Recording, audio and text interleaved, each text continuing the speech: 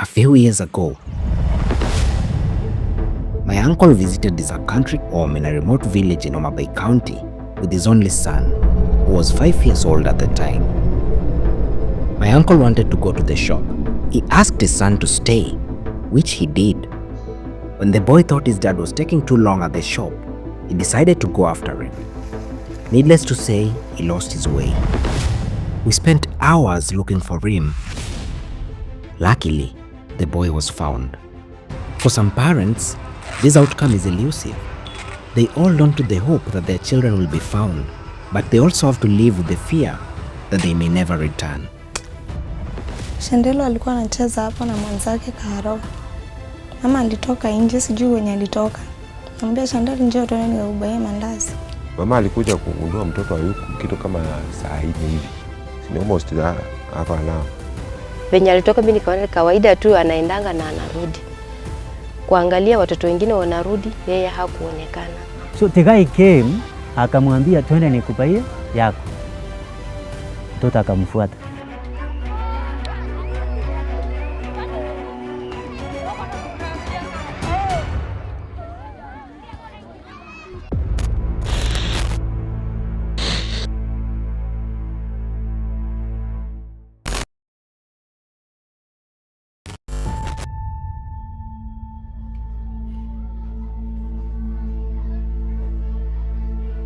Many a song has been sung about the blessing of children. Everything that surrounds the birth of a child is a celebration, from gender reveal ceremonies to baby showers. In short, anything to do with children is a big deal. Anyone with difficulties trying to get children can tell you that they will give anything to get one. This desperate need leads to a perverse rationalization that the solution is to take from one and give to another.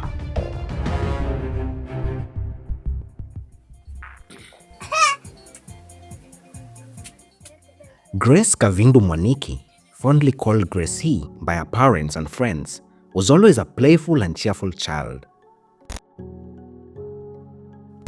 She earned the adoration of those who met her and lit up any room she walked into. As she grew up, a fun-loving and playful child, she made the alleyways of the Motomoto neighborhood in Imaradaima, Nairobi County, her domain. Gracie, as her parents describe, was a disciplined child, not one to wander or play away from home. My daughter alikuwa mtoto mtiifu. Alikuwa always smiling. Hata umkosee anakimbia anarudi mbio na ile uso yake haijawahi kuja kwa hasira. Kwa ule muda nimekaa naye. On the day Gracie went missing, she was in the company of one of her friends from school. At the time, her mother, Virginia Kaleli, a community health promoter, was nursing a 3-week-old child that she had delivered through cesarean section and was not fully recovered. Hiyo siku yenye Gracie alipotea, tuliamka vizuri, akakunywa chai peke yake na akatoka nje akaenda kucheza. Hiyo ilikuwa around saa 3:30. Ikafikia kitu kama saa 4:30 nikaona rafiki yake msichana ameniletea ringos. Ameniambia, "Hii ringos ni ya Gracie, mweke." Nikamuuliza, "Mmetoa wapi?" Akaniambia, "Amebaiwa na baba yake." Nikamuuliza, "Eti baba yake?" Akaniambia, Nikamwambia, "Na ako wapi?" Nikamwambia, "Hebu kimbia umuite."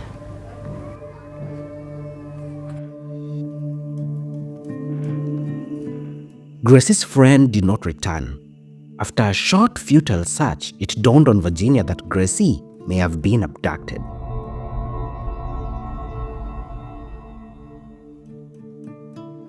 This realization shattered Virginia's world. That she may have lost her child to an abductor only weeks after welcoming another bundle of joy was a thought she could not bear. Hauwezi kosa kama mzazi kuongea juu ya mtoto wako. Unakaanga unafika mahali ile akili ikikuja either una play music kidogo ile yenyewe inakutuliza kidogo, ama kuna ile favorite ya mtoto alikuwa anapenda. Sasa hiyo ndio unaweka, hata kama ndio inakugwara kama mzazi rohoni, lakini unasema Mungu ni wewe ulinipa, si ndio? Yet still, in these difficult times, Waniki is often forced to skip work as a casual laborer in pursuit of leads. He continues to make countless rounds searching for his dear daughter.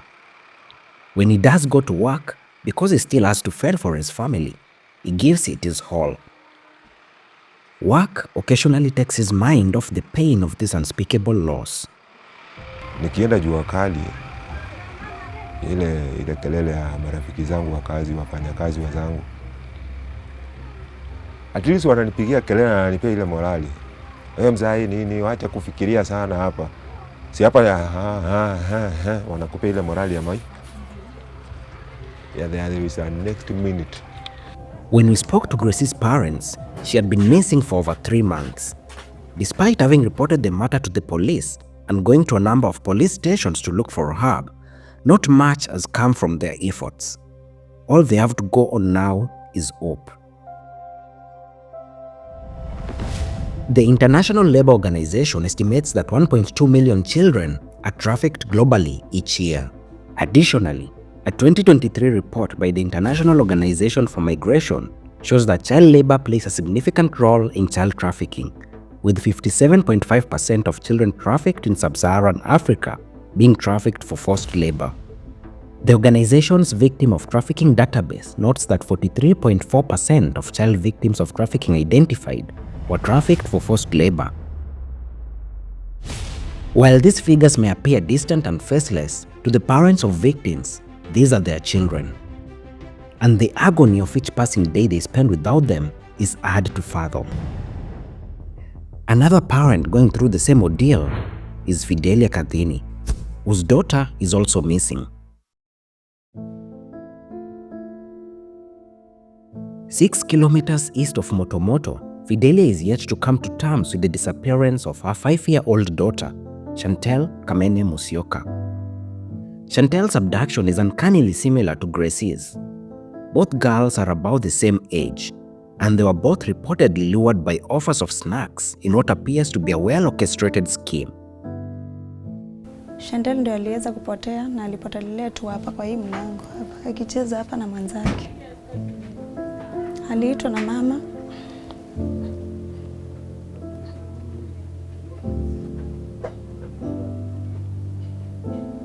Unlike Gracie's case, Chantel's case has a suspect.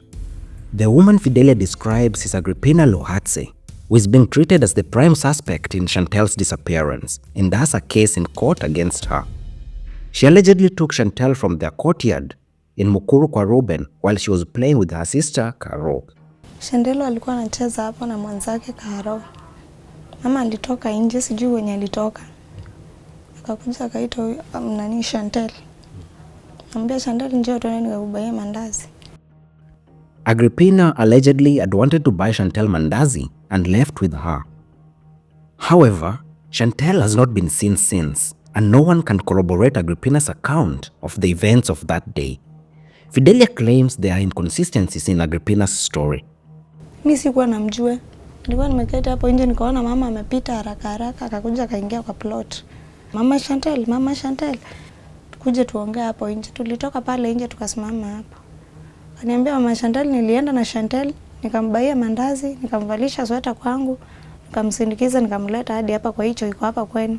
Kutoka hapo mimi sijui Chantel alienda wapi. Nikamwambia ulimsindikiza kufika hapo, ulimchukua hapo. Nikamuuliza mbona alienda kumvalisha sweta kwake na alikuwa amemtoa hapa. Sasa ningemwambia avae sweta ndio waende. Fidelia alleges Agrippina did not sleep in her home on the night Chantel disappeared. Tukaenda kufika kwa huyo mama ni hapa nyuma. Kufika kwa huyo mama tulipata bwana yake hapo. Nikamuuliza bibi yako wako wapi? Akaniambia eti bibi yangu tumekosana na ametoka kidogo, amenikimbia. Nikamuuliza ameenda wapi? Juu amekuwa na mtoto wangu. Akaniambia acha nikupe namba yake umpigie. Vile nilipigia huyo mama hakushika simu. Kupiga tena nikapata kwa mteja. Tuliendelea kuzunguka hadi saa 6 usiku. Ndio tuliamua kwenda kuripoti station ya hapa kwetu Ruben Center. According to Fidelia, there is reason to believe that the police were lax in the investigations.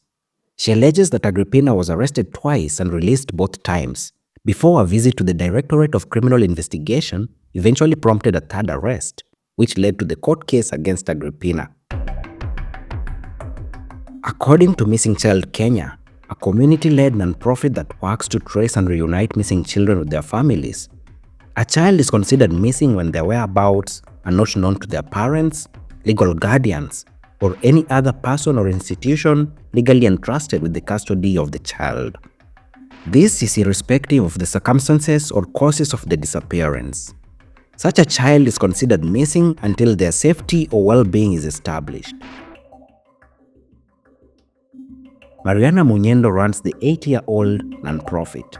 Okay, so my name is Mariana Munyendo. I'm the founder CEO of Missing Child Kenya. We've been working on cases of missing children since July 2016. We started Missing Child Kenya because we realized there is no, how do I put it? There's no national or organized repository on missing persons, children included.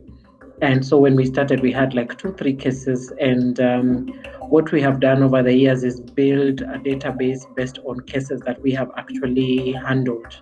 Missing Child Kenya notes a number of factors that have led to children going missing, with the top 3 being children getting lost, child trafficking, and abandonment by parents and caregivers. Between 2016 and 2021, Missing Child Kenya recorded 1,186 cases of missing children, with more than a third of these disappearances occurring in 2021. Of the 406 cases reported in 2021, 37 were attributed to child trafficking, 31 were victims of custodial battles that led to parental abduction linked to cases of divorce or separation, while others were reported missing due to running away from home, abandonment, truancy, developmental challenges such as autism, psychosocial challenges, and family disputes, among other issues. Of the 406 cases from 2021, 298 were reunited with their families, 36 were placed in government custody, 4 were found deceased, and 68 are still missing. According to Mariana Munyendo, the issue of child abductions is difficult to solve due in part to the lack of specific laws and robust policies around child disappearances, something that Doram Singeti, an advocate of the High Court of Kenya and founder of Let's Talk Law Kenya, echoes. So the report by the USA State Department on where we've got matters trafficking in Kenya as per 2023 highlighted this problem where you have punishments for the offense of trafficking that prescribe a jail term. But then they also give the option to pay a fine. So when someone has that much money available, paying a fine is not a problem. So has that person really been punished for the harm that they inflicted? That is the question that arises. Child trafficking is about generically under the Trafficking in Persons Act, which defines trafficking and prescribes the penalties for an offense of trafficking in persons. It has provisions generally for trafficking of all persons, and it says now trafficking involves now transferring, harboring, recruiting anyone for the purposes of exploitation. And this transference or harboring or recruiting is done in a manner that uses threat or violence or, paying for a certain benefit or to get consent per se, or, exploiting someone's vulnerability and such like means. Where intent to exploit a person or child cannot be established, the offense cited is kidnapping, and in this case, the penal code applies. In kidnapping, you're just taking them somewhere without consent. And in the same part of the penal code, they now, as they finish all those provisions on kidnapping, they say where such an act is done with the intent to exploit, refer to the Counter Trafficking in Persons Act.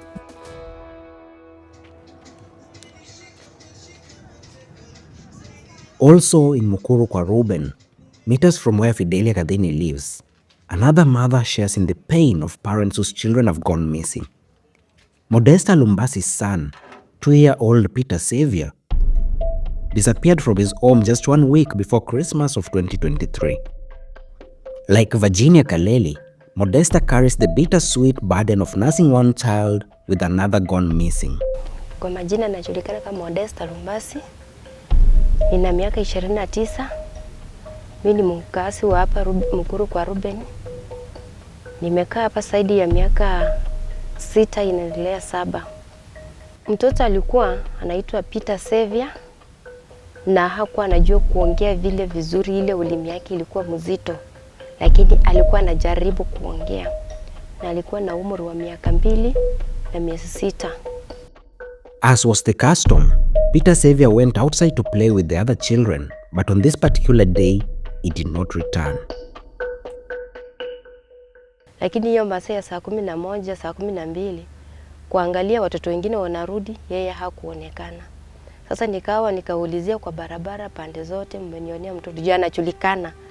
Huyu mtoto anajulikana na watu wote tu wa hii kijiji. Sasa nikatafuta, hakuna mwenye alimuona. Ndio nikarudi nikajiuliza, huyu mtoto na hii kizi imeshika ameendea wapi? Mimi nikatoka, maybe mtu amemuokota, ameona mtoto amekuwa hangover mahali, amemchukua amempeleka police station.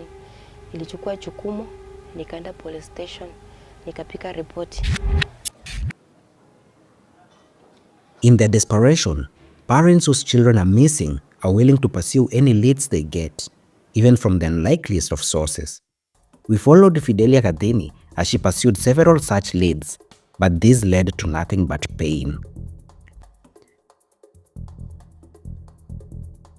Jana Madhi alitupigia simu, ananiambia kuna mahali ameenda, katoto kako Shantel zinako saiza OTC msikiti mahali alipelekwa, anaenda kwa msikiti na mtu hapo.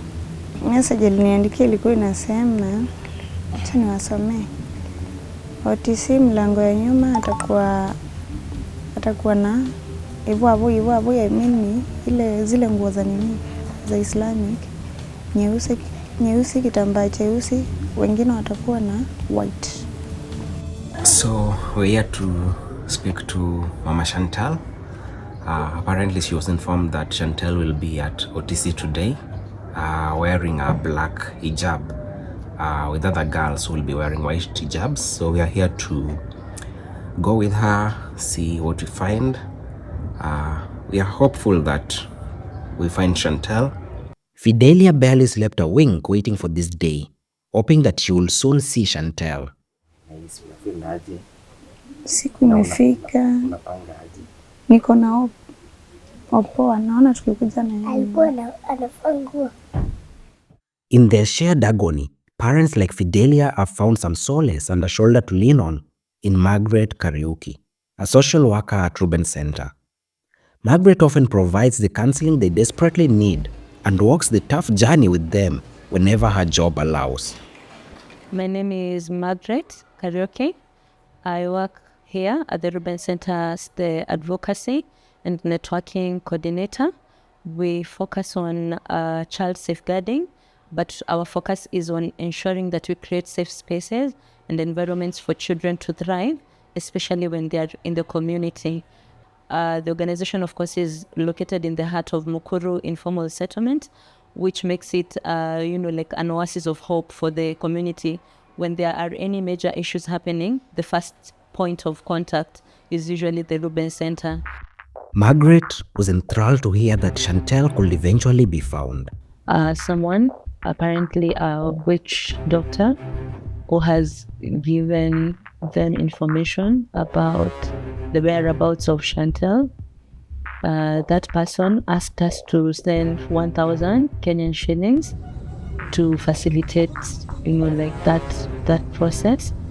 This lead gave Fidelia some hope, and Margaret agreed to pay the money. She joined Fidelia the following day in search of Chantel. That person amesema tuende mosque yenye iko karibu na OTC, akasema ni hiyo yenye iko karibu na Kamukunji or something, and then akasema tukienda tutapata watoto. We will see children who will be coming to madrasa. Apparently watakuwa wamevaa hiyo hijab. Wengine watoto watakuwa wamevaa hijab ya white, lakini Chantel atakuwa amevaa hijab ya black. sawa, so tutasimama kwa gate but nje tukiangalia kama kuna wenye wanaingia. After her all day's stakeout at the mosque, Chantel was nowhere to be found.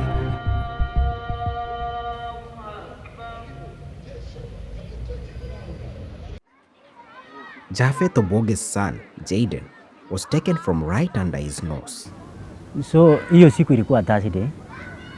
Nilikuwa nimetoka job asubuhi vizuri. Nikaingia nikawapata ni wazima. Tukakula breakfast pamoja, mama akatoka yeye akaenda kuangalia kibarua yake. Tukabaki nao hapa.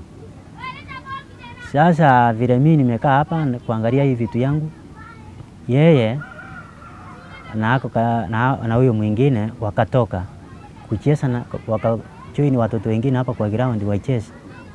So walikuwa wanacheza na mimi nikiwa hapa nawaona tu. So nikaita huyo mwingine huyo wa pili masaa ya saa 7 nikamwambia kuja tuletee mboga kutoka kwa barabara. As children often are wont to, Japheth's 10-year-old daughter took part of the balance from the money she was sent with to the shop and bought powdered fruit drink fancied by children. Kachukua 10 bob. Kakaenda kununua juice ko. Sasa vile kalinunua juice kora, kakaanza kukula pale juu mali nikuonyesha. Kakaanza kukunywa hapo na wasichana wengine hapo walikuwa. So kijana kakakuja, kakamwambia nipe. Naelewa. Pe juice kora. Niweke. So alikuwa anamwambia na mkono niweke. Huyu akaona ni kama amemnyima. So the guy came akamwambia twende nikupaie yako. Unaona sasa? Hata ikiwa ni mtoto hana akili, akiona kama wananinyima na kuna good Samaritan hapa ameniambia kuja twende nikupaie yako. Waachie hiyo. Mtoto anasakata. He says that nothing can replace the space that his missing son Jayden occupies in his household. Siyo ni mada kesi. Yaani ukichua mtoto yangu uende naye hiyo muda yote. Si ni sawa nakuwa. Because mimi mwenyewe ameni affect psychologically. Hata kazi niliweka kando kwanza nikasema wacha nimtafute kwanza because I'm not comfortable. Na familia kwa nyumba. Hakuna raha. Mnaweza kuwa raha aje mkiingia na yule mtoto anakuanga na space yake ya kuparticipate. Na hiyo space yake ya kuparticipate hakuna mtu anaparticipate. Mahali analala hakuna mtu analala hapo. Haya. Ukiangalia vitabu yake ndio hiyo iko hapo. Bagi yake ya shule. Nguo ndio hizo ameweka. Viatu yake ndio amepanga. According to our police source, there's always a standard operating procedure for when a child is reported missing. After the filing of a missing person report with the police, which can only be done 24 hours after the person was last seen, irrespective of whether the missing person is a child or an adult, the police officers ascertain the relationship between the missing person and the person making the report. The police then request a recent photograph of the missing person before broadcasting a message to the police headquarters, regional police offices, divisional and sub-county offices, all police stations and police posts. The message contains details about the missing person, including the recent photo, details of their next of kin, and the circumstances surrounding the disappearance. A file is then opened outlining the case as active. And while our police source asserts that the police always do their best to track and trace missing persons, some of the parents we spoke to alleged that the police were negligent and often did not cooperate with the parents. In one case, the police allegedly recorded an incorrect OB number, and this led to the relevant court file not being found. In another case, the police did not broadcast the details of the missing child as per the standard operating procedure. Hakuna responding yoyote wanarespond ama wafuatilie waende kindani. Wanatulia tu hivyo na inaisha hivyo. Yoyote yule aliyemtazama na akamchukua akaizi kukaa na yeye amwachilie na nirejeshe, ama aende police station yoyote yenye iko karibu, ama yule mwenye atamuona amemfahamu mahali aende akaripoti kwa police station. Mimi kama mama Shantel na wasi, kama kuna mtu anaweza kuwa aliona Shantel mahali, ama kuna mtu anaweza jua mahali yako, ama alimuona na mtu fulani. Kama baba unaweza kuwa waniona tu, lakini moyoni naumia. Kwa hivyo nakusii, hata kama ni wewe uko na yeye, wengine ulimuona kwa jirani, sema tu, piga ripoti mahali popote. Mahali popote tu, unajua huyo mtoto atasaidika. Throughout our investigation, we were informed of many other cases of missing children, not only in Mukuru kwa Ruben, but also around Nairobi and across the country. We were not able to tell all these stories, but the unifying thread in all these cases is the hope that these parents hang on to, that their children will be found. For some, this hope rewards with good news.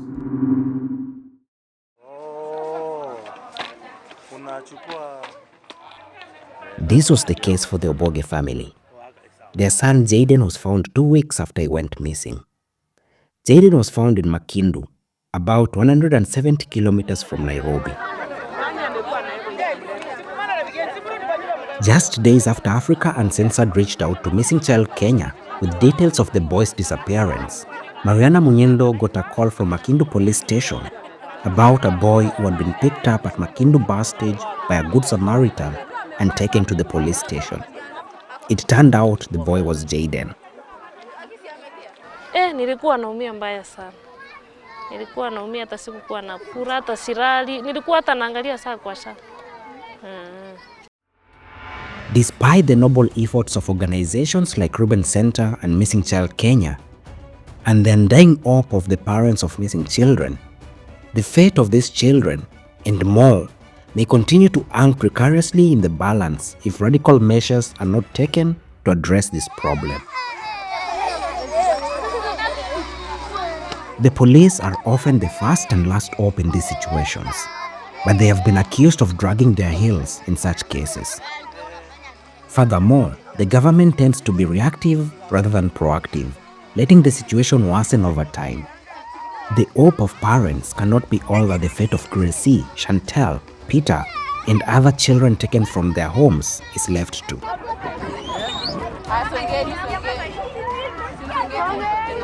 This is a problem that everyone involved needs to act on.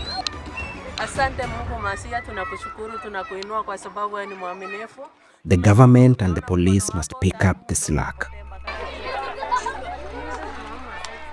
Community members must watch out for suspicious elements and be each other's keepers. Parents must continue to keep a watchful eye out for their children. And hopefully, every child who goes out to play will find their way back home at the end of the day.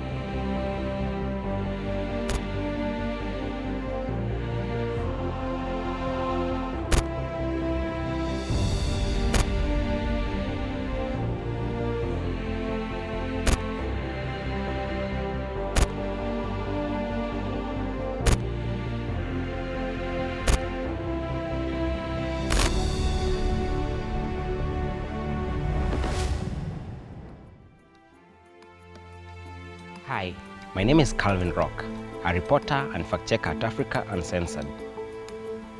Thank you for watching this video to this point.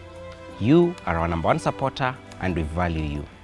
To maintain our independence and be able to bring you balanced and in-depth pieces, we are asking for your financial support. Become a member on our channel or support us through Patreon.